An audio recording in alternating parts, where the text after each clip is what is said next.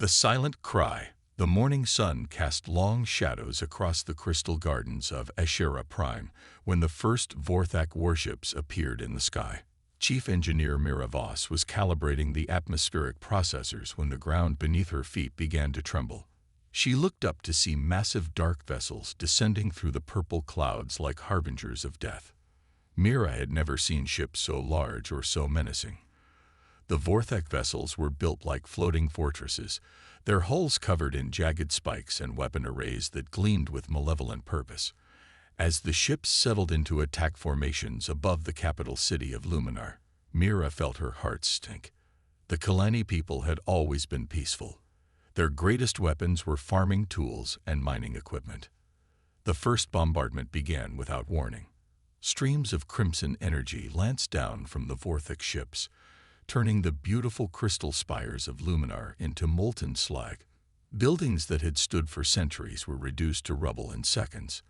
Mira watched in horror as her people ran screaming through the streets, their pale blue skin stark against the orange flames that now consumed their world.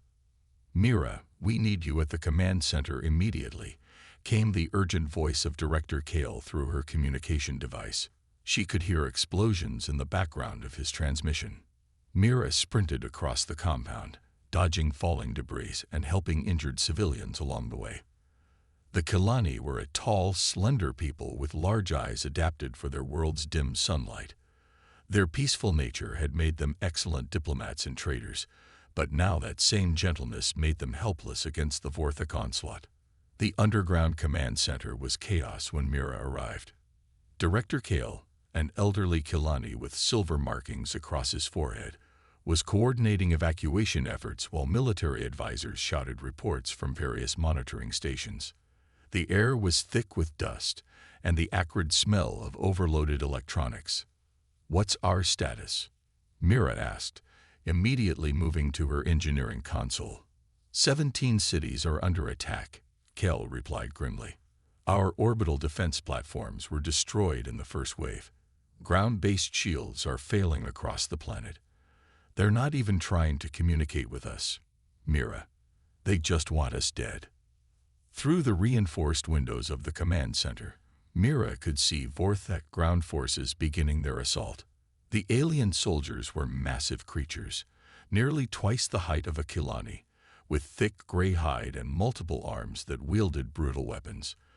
They moved through the city like a plague, destroying everything in their path. "How long until the shields fail completely?" Mira asked, her fingers flying across the engineering controls as she tried to reroute power from non-essential systems. 6 hours, maybe 8 if we're lucky," replied Lieutenant Zion from the defense station. His voice cracked with fear. "But their ground forces will reach the civilian shelters long before that." Mira felt despair creeping into her thoughts. The Kalani had been part of the Galactic community for over 300 years. They had trade agreements, mutual defense pacts, and friendship treaties with dozens of species. Surely someone would come to help them. "What about our allies?" she asked. "The Alterian Republic, the Centauri Federation." Director Kale's expression grew even more grim. "We've sent distress calls to everyone. The Alterians say they're deeply concerned, but cannot risk war with the Vorthak Empire. The Centauri claim their fleets are engaged elsewhere. The Draknera Union won't even respond to our transmissions." "What about the Galactic Council?" "They're calling for an emergency session to discuss the situation."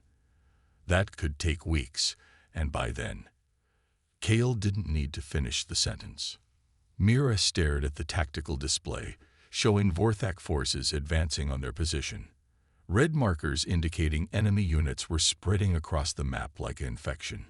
She had always believed that civilization meant looking out for one another, that advanced species would protect the innocent. Now she was learning the bitter truth that the galaxy was ruled by fear and self-interest. "There has to be someone," she whispered. "Someone who will help."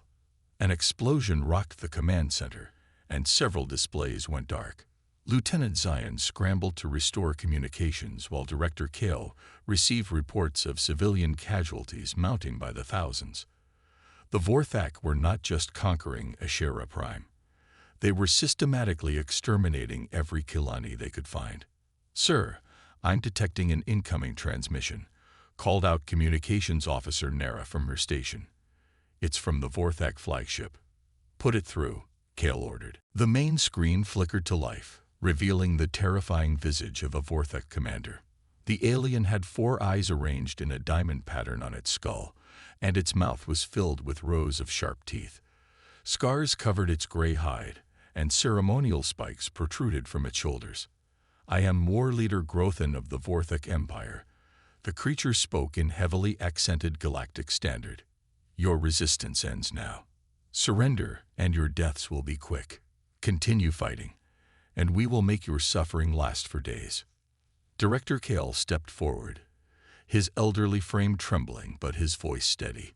"We are a peaceful people. We have done nothing to warrant this attack. Why are you destroying our world?" Grothan's laugh was like grinding metal. "Because we can. Because your world has resources we want, and you are too weak to stop us. The strong take what they desire, and the weak die. This is the way of the universe. The galactic community will not stand for this," Kale protested. "You will face consequences for this unprovoked aggression." "The galactic community is full of cowards," Grothan sneered. "They will send strongly worded diplomatic protests and call for investigations, but none of them will risk their precious ships against the might of the Vorthak Empire. You will die alone and forgotten, just like all the others." The transmission ended, leaving the command center in stunned silence. Mira felt tears flowing down her cheeks as the horrible truth sank in. They truly were alone. No one was coming to save them. "How long do we have?" she asked quietly. "The shields will fail in 4 hours," Zion reported. "After that, they'll breach the underground levels within minutes." Mira looked around at her people. Scientists, engineers, administrators, teachers, all of them facing death because they had believed in the goodness of civilized species.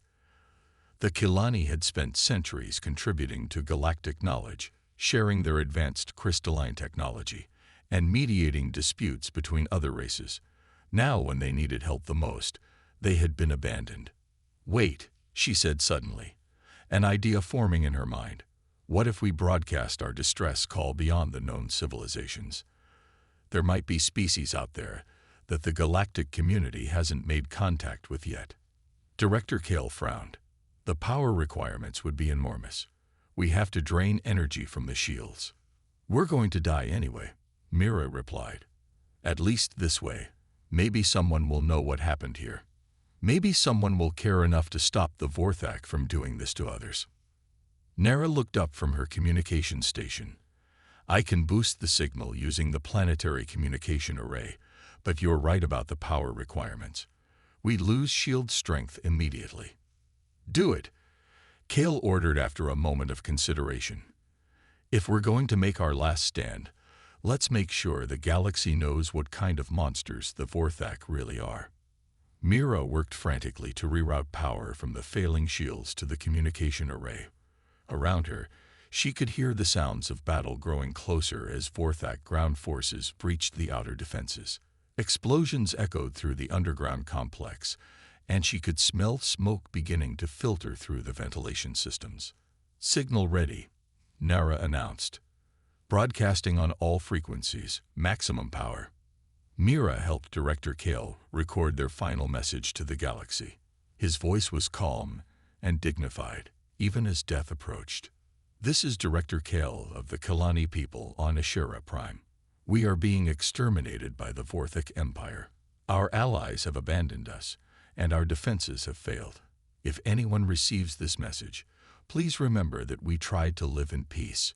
We tried to contribute to the greater good of all civilized species.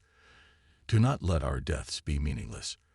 Do not let the Vorthak continue their campaign of genocide unchallenged. Someone must stand up to them. Someone must show them that there are still those in this galaxy who will fight for what is right." The message was broadcast across dozens of star systems, carrying the desperate plea of a dying civilization into the vast darkness of space. Mira watched the power levels drop as their words traveled at the speed of light toward distant worlds, hoping against hope that someone somewhere would hear them and care. 3 hours later, the shields finally collapsed completely. Vorthak soldiers poured into the underground complex, their weapons charging with deadly energy. Mira stood with her people, facing their end with as much dignity as they could muster. But thousands of light-years away, in a small listening post orbiting Earth, Lieutenant Maria Santos was just finishing her midnight shift when an unusual signal appeared on her monitors. The translation computers were struggling with the alien language, but certain words were becoming clear. Help, dying, genocide, please. Maria stared at the transmission in shock. This was it. First contact with an alien civilization, and they were begging for help. Her hands shook as she reached for the emergency communication line that connected directly to Earth Military Command. Admiral Rodriguez, came the tired voice of Earth's highest-ranking military officer. This better be important, Santos. Sir, you need to hear this immediately, Maria replied, her voice barely above a whisper. We just received a distress call from an alien species. They're under attack, and everyone has abandoned them. There was a long pause before Admiral Chen Rodriguez responded. Are you certain this is genuine? Yes, sir. The signal is definitely extraterrestrial, and the translation is clear enough. They're being exterminated by something called the Vorthak Empire, and no one will help them. Another pause. Then, send me everything. I'll be there in 20 minutes. Admiral Rodriguez arrived at the listening post with a team of linguists, scientists, and military analysts. They spent hours studying the Kilani distress call, verifying its authenticity and analyzing every detail they could extract from the signal. How far away are they? Rodriguez asked. Approximately 47 light-years, replied Dr. Kim, the chief sinolinguist. The signal is several hours old by the time it reached us, and you're certain this isn't some kind of elaborate hoax. Admiral, the complexity of the language structure, the consistency of the physics described in their technical data, the emotional authenticity of the message. This is real. There's an entire civilization out there being murdered, and they've asked for help. Rodriguez stared at the display, showing the star system where HFY Prime was located. 47 light-years. With Earth's newly developed faster-than-light drive, they could reach it in about 2 weeks. But this would be humanity's first military action in space, their first contact with alien life, and potentially the start of a war with an unknown enemy. Sir, said Colonel Martinez, Rodriguez's chief of staff, we have no idea what we'd be getting into. This Vorthak Empire could have thousands of ships, weapons we can't even imagine. We could be flying straight into a massacre. Maybe, Rodriguez replied, but we'd be flying in to help people who are being slaughtered just for existing. Isn't that exactly the kind of thing we swore to prevent when we created the Earth Defense Force? He turned to face his staff. Gentlemen, humanity has just received its first test on the galactic stage.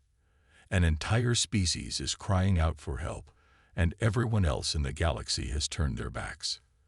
What does that say about us if we do the same? The room fell silent as everyone considered the implications. This wasn't just about military strategy or political consequences. This was about what kind of species humanity wanted to be when they finally took their place among the stars. Admiral, said Captain Sarah Mitchell, the commander of Earth's newest battleship, if you're asking for volunteers, you've got them. My crew and I didn't join the Defense Force to hide behind Earth's atmosphere when people need help.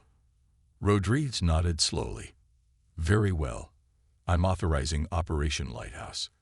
We're going to show this galaxy what humans do when innocent people call for help. Within hours, the largest fleet in human history was being assembled in Earth orbit. 5 of humanity's most advanced warships, carrying the best weapons and defensive systems their species had ever created. It wasn't much compared to the galactic empires they might face, but it was everything Earth had to offer. As the fleet prepared for humanity's first interstellar military mission, Admiral Rodriguez looked out at the stars and wondered what they would find 47 light-years from home. Would they arrive in time? Would their weapons be effective against alien technology? Would they even survive the encounter? But he knew one thing for certain. When the Kilani had cried out for help, when every other civilization had turned away in fear, humanity had chosen to answer the call. Whatever happened next, they would face it with the knowledge that they had tried to do what was right. The human fleet engaged their FTL drives and disappeared into the darkness between stars, racing toward a distant world where an alien species waited for a miracle that they never believed would come. The impossible journey. The human fleet emerged from hyperspace in a brilliant flash of blue light, their ships materializing in the emptiness between star systems like ghosts suddenly given form. Captain Sarah Mitchell stood on the bridge of the EDS Valiant, watching the tactical displays update as their sensors swept the surrounding space for threats. "Jump successful," reported Lieutenant Commander James Wong from the navigation station. "We're approximately 15 light-years from the HFY Prime system. All ships report nominal status." Sarah nodded, studying the holographic star map that showed their position. The fleet consisted of 5 ships: her own Valiant, the heavy cruiser Defiance under Captain Torres, the destroyers Intrepid and Resolute, and the support vessel Endeavour carrying extra ammunition and supplies. It was the largest force humanity had ever sent beyond their own solar system. "Any sign of hostile activity?" Sarah asked. "Negative on immediate threats," replied Commander Lisa Park from the sensor station. "But I'm picking up some unusual energy signatures about 2 light-years ahead. Could be ship drives or weapons fire." Sarah felt her stomach tighten.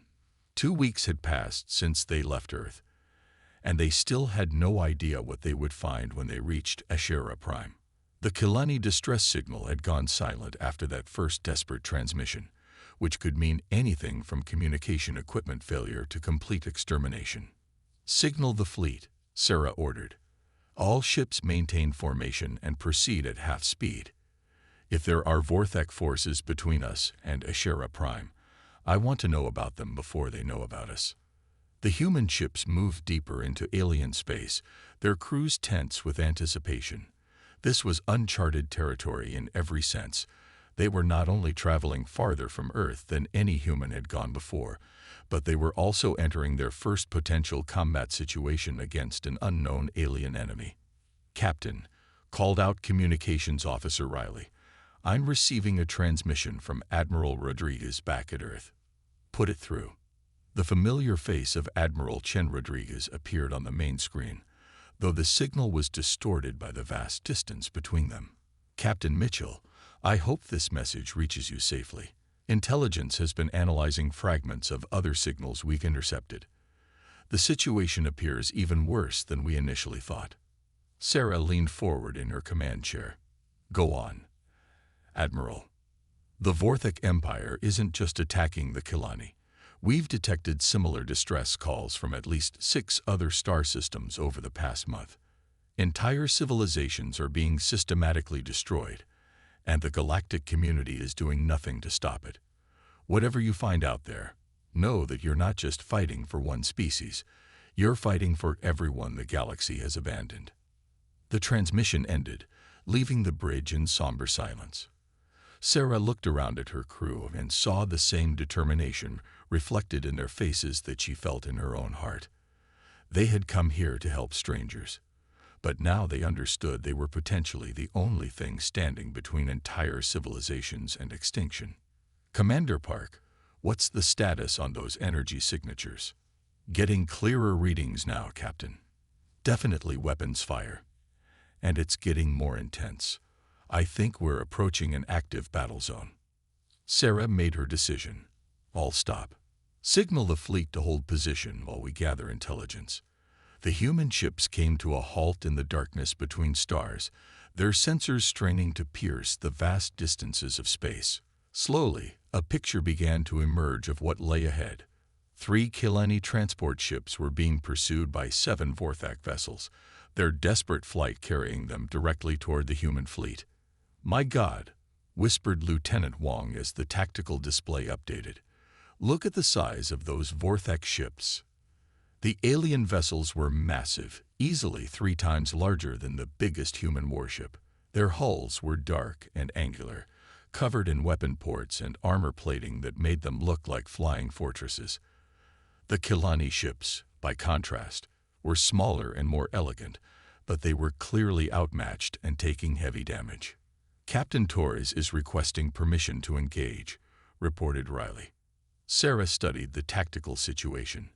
7 enemy ships against 5 human vessels, and they still didn't know how effective their weapons would be against alien technology.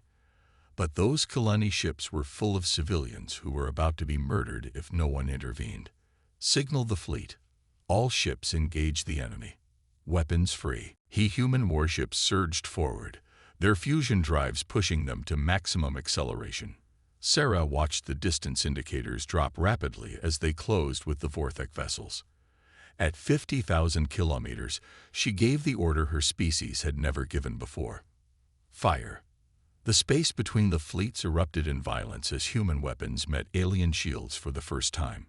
Railguns fired solid projectiles at relativistic speeds, while laser arrays painted their targets with coherent light. Missile pods opened and released swarms of guided warheads that streaked across the void like angry hornets. The effect on the Vortex ships was immediate and devastating. Their energy shields, designed to deflect the plasma weapons commonly used throughout the galaxy, offered little protection against solid projectiles traveling at significant fractions of light speed. The first railgun salvo punched through the shields of the lead Vortex vessel and tore massive holes in its hull. "Direct hit on Target 1, reported Weapons Officer Chen with barely controlled excitement. "Their shields are down, and they're venting atmosphere." But the Vortex were quick to respond.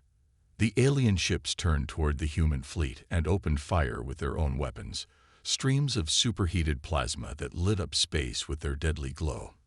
The first volley struck the destroyer Intrepid, her shields flaring as they absorbed the impact. "Intrepid reports shield strength at 60%, called Riley. "Captain Howard says her ship is still fully operational." Sarah felt a surge of pride. Human defensive technology was holding up well against alien weapons. "Continue firing. Focus on the largest ships first." The battle raged across thousands of cubic kilometers of space as the 2 fleets maneuvered for advantage. The Vortex had numbers and size, but the humans had speed and superior weapons technology. More importantly, they had something the Vortex didn't expect: the willingness to close to point-blank range. "All ships, prepare for close engagement," Sarah ordered. "Take us right into the middle of them." The human fleet dove into the Vortex formation, their ships weaving between the massive alien vessels like fighters attacking battleships. At close range, their weapons were even more effective, punching through armor plating and destroying critical systems. The Vortex flagship, an enormous dreadnought covered in weapon turrets, turned its attention to the Valiant. Plasma bolts rained down on Sarah's ship, overwhelming her shields and scorching her hull armor. Sparks flew from control panels as the bridge shook under the impact. "Shields down to 30%, reported Commander Park. "Hull breaches on decks 4 and 7. "Return fire. Full spread," Sarah ordered. The Valiant's main railgun spoke, sending a tungsten slug the size of a telephone pole into the dreadnought's command section. The projectile passed completely through the alien ship, leaving a perfectly round hole that vented gas and debris into space. "Target destroyed," announced Chen with satisfaction. One by one, the Vortex ships were eliminated. The aliens fought bravely, but their technology was simply not designed to deal with human kinetic weapons. Within 20 minutes, the battle was over, and the space around them was filled with wreckage and expanding clouds of gas. "Signal the Kilani ships," Sarah ordered. "Let them know we're here to help." The response came immediately. A transmission in heavily accented Galactic standard from what appeared to be a transport ship captain. "Unknown vessels, this is Captain Yula of the Kilani Transport Bright Wing. Are you Are you here to rescue us? We thought no one would come. Sarah felt her throat tighten with emotion. Captain Neela, this is Captain Sarah Mitchell of the Earth Defense Ship Valiant. We received your people's distress call and came as quickly as we could. How many survivors do you have? 12,000 from the northern continent evacuation centers. But Captain, our home world. Ashera Prime. Yila's voice broke. The Vorthak have been bombarding it for weeks. We're probably the last Kilani left alive. Not if we have anything to say about it, Sarah replied firmly. Captain, we're going to escort you to safety, and then we're going to Ashera Prime to see what we can do. Over the next few hours, Sarah learned the full scope of the tragedy. The 3 transport ships carried refugees from multiple Kilani colonies, all fleeing the Vorthak advance. They had been trying to reach neutral space when the enemy patrol caught them. Without human intervention, they would have been destroyed within minutes. Dr. Elena Vasquez, the fleet's xenobiologist, was granted permission to board one of the Kilani ships for humanity's first face-to-face meeting with an alien species. Her report was both fascinating and heartbreaking. They're remarkably similar to us in many ways, she explained to Sarah over a private communication channel.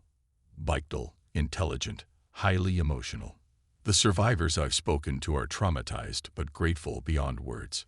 Captain, they literally can't believe that someone came to help them. Apparently, the galactic community has a long history of abandoning smaller species when they're threatened by major powers. Sarah stared out at the stars, thinking about the implications. What about their home world? Is there any chance there are still survivors there? According to the refugees, the Vorthak were conducting systematic extermination operations. But Ashera Prime is a big planet with many hidden settlements. There could still be pockets of resistance holding out. Then we're going in. Dr. Vasquez was quiet for a moment. Sarah, the refugees are telling me that the Vorthak have over 30 ships in the Ashera Prime system, including several dreadnoughts larger than the one we just destroyed. This could be a suicide mission.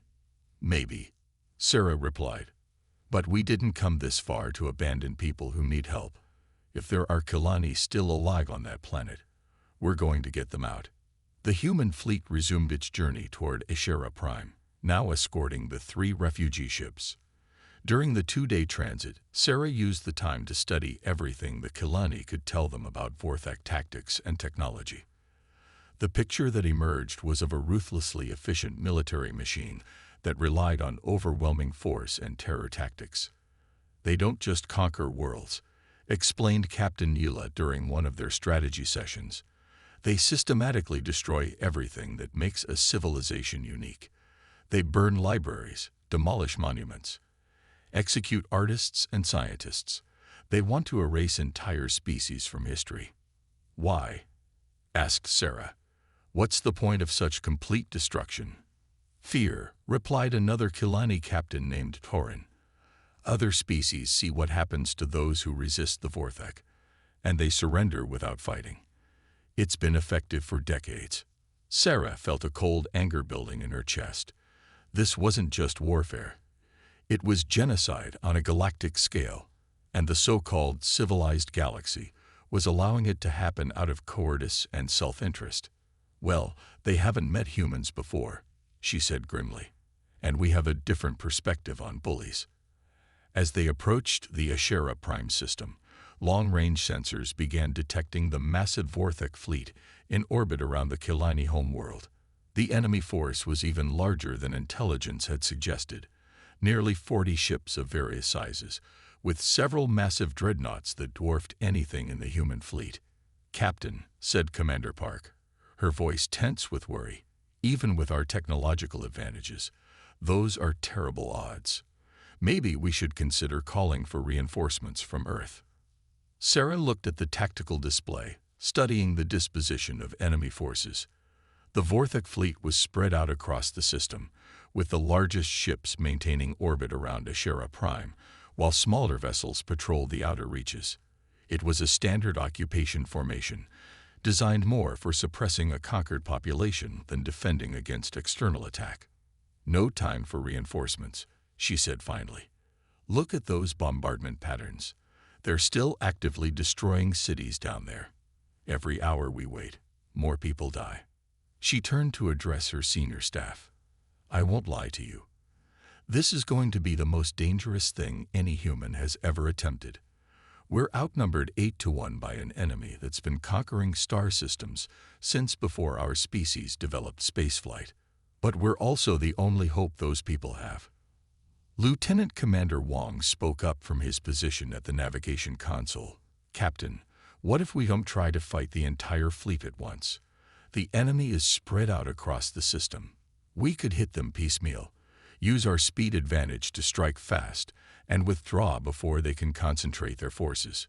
Sarah nodded slowly. "Hit and run tactics.